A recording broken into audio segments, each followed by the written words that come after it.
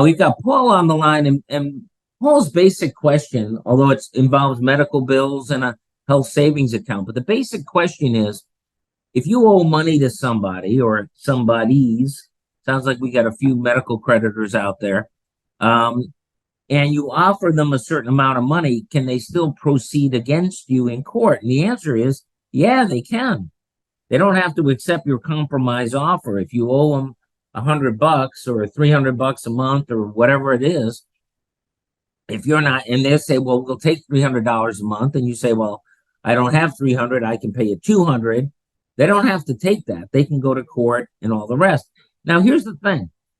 Lots of times it's actually easier, you still don't want to have a judgment against you and all that goes on your credit history. It's terrible. You don't want that. But frankly, when you're dealing not with the actual creditor, not with the actual person who you owe the money to, if you're dealing with the collection agency, they can be very, very hard-nosed.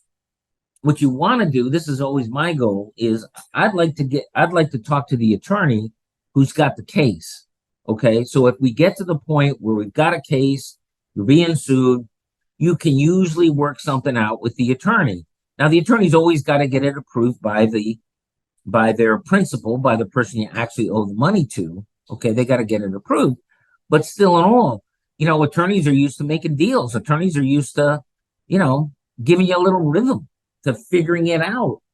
And frankly, if by the time they got to the lawyer, right, then the creditor is figuring, well, I've already sunk X amount of dollars into this thing.